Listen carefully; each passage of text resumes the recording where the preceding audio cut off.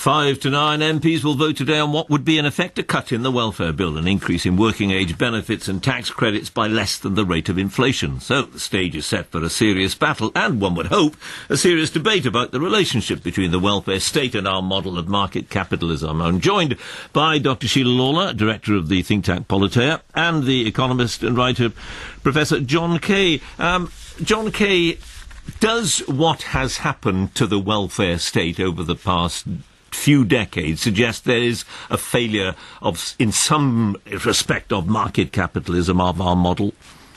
I doubt if it does. But actually the nature of the welfare state we have has changed very dramatically since it was formulated. Largely our current model was formulated by Beveridge during the Second World War. And we've drifted a very long way from that as social perceptions have changed. Drifted in what sense? Well, when Beveridge wrote, for example, it was axiomatic as far as he was concerned that someone who was in work wouldn't be poor.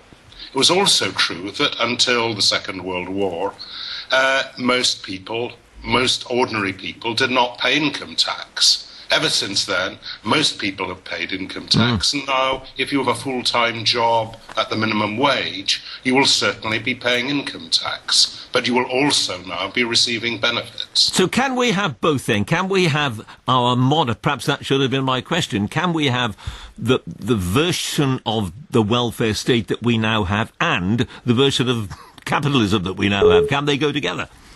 Well, I think they can, and what we're doing there is we're adopting what I've sometimes called redistributive market liberalism. It says we have basically a market society and accept outcomes of the market in terms of distribution, but we actually impose a tax and benefit system that generate out of that a distribution of income that is more acceptable. Sheila Lawlor, the welfare state was based on the idea, wasn't it? It was a sort of insurance system, wasn't it? You paid in when you were working, and you were paid when you stopped working. Exactly. It was an income replacement system. It had two aspects to it. Beveridge saw it as you paid in money when you were working, you drew it out, just as you say, when income stopped, say from sickness, or you were out of a job, or in fact, maybe you were retiring.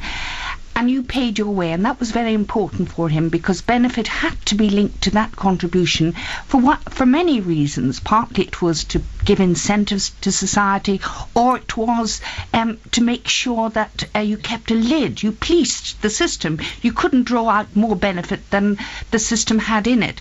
He also had a second strand for people who, and he said, for whatever reason, have not contributed enough, and they were put on a subsistence benefit which was pitched in today's standards at a very low level. It was for a roof over your head and shelter and food. And you think we've now gone so far beyond that it's no longer sustainable? I think that what has happened over the years, and remember, this isn't necessarily due to people themselves, it's because partly in a democratic society, politicians are keen to please voters.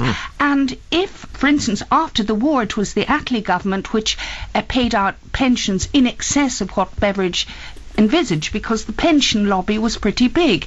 In the 1960s and 70s, due to societal changes, we had lots of people who were not in households which had an income. Now, that was unforeseen in the 1940s. Right, so therefore, unsustainable, John Kay.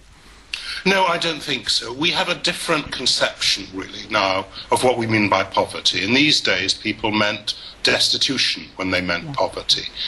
Now, some people mean relative poverty, that you are poor if you have income, let us say, less than half the national average. Now, that's pretty strange, actually. But what I think I would mean by poverty is some kind of exclusion, that you're not part of society. And that creates the paradox, really, of saying you might be poor even if you don't have internet access, even though 20 years ago even the Queen didn't have internet access. Do you accept that argument, Sheila? I think that the conception of welfare, I agree with John, we have certainly changed what it means to be part of society. Expectations have changed, but another thing has changed, which I think is important to recognise. Governments have become much more expensive.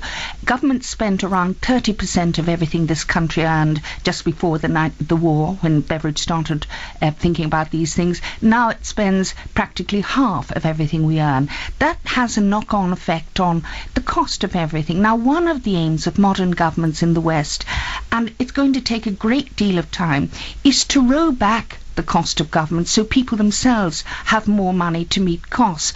And this will allow our labour market, our export markets, to be more competitive, so we can keep our place in the world. I'll have to stop you there, I'm afraid. Thank you both very much, Sheila Lawlor and John Kay. Maybe the Queen secretly